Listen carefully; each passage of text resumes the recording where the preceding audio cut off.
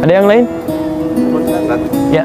Assalamualaikum Pak Ustadz. Assalamualaikum. Saya mau bertanya, saya sebagai pekerja di Jepang, mayoritas non-muslim, mengenai kebersihan dalam sholat. Karena saya atau mungkin teman-teman juga yang mengalami di Jepang itu sangat sedikit waktu untuk sholat, dan dalam mengerjakan sholat itu kondisi tempatnya sangat kotor di bawah atau pakaian saya. Jadi apakah sholat saya itu sah atau tidak, itu menjadi pertanyaan saya, mungkin mewakili teman-teman yang lain juga yang bekerja di Jepang. Mohon pencerahannya Pak Ustadz. Di pakaian Anda atau di tempatnya? Baju juga kotor, lalu tempat juga kotor ya, kebanyakan kotor. Baik.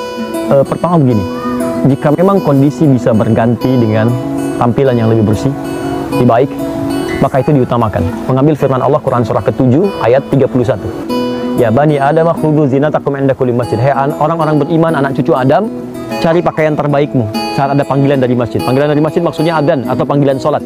Walaupun adzan tidak terdengar, waktu sholat tiba, maka kita siapkan dengan penampilan terbaik. Kalau mungkin dikerjakan dalam situasi tertentu yang tidak mungkin kita menghindar darinya, misal tempatnya yang kotor, bajunya bersih, tempat kotor, maka diusahakan kotor itu tidak berbentuk najis.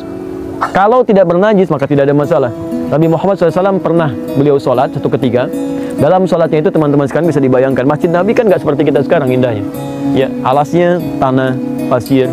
Kalau panas, kepanaskan. Kalau hujan pasti bocor, basah juga. Pernah Nabi kemudian di hadis Muslim disebutkan, suatu ketika beliau kemudian sholat, bermimpi dalam sholatnya, tiba-tiba bangun, keningnya sudah kena lumpur.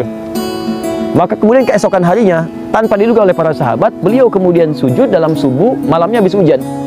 Tiba-tiba ketika salam terlihat ada keningnya sudah kena lumpur di keningnya. Anda bayangkan, keningnya kena lumpur, artinya kan nggak ada alas. Ya, dan satu kotor. Cuman tidak ada kondisi lain kecuali sholat di tempat itu. Nah, di sini ulama mengatakan sepanjang kotoran itu tidak bisa dihindari, tapi dia tidak bersifat najis, maka itu dibenarkan, tidak ada masalah. Kalau memang kondisinya darurat. Ingat ya, kaidah darurat membolehkan sesuatu yang terlarang sebelumnya dengan batasan tertentu yang dibenarkan. Wallahu taala alam bissawab. Terima kasih Pak Ustadz. Baik.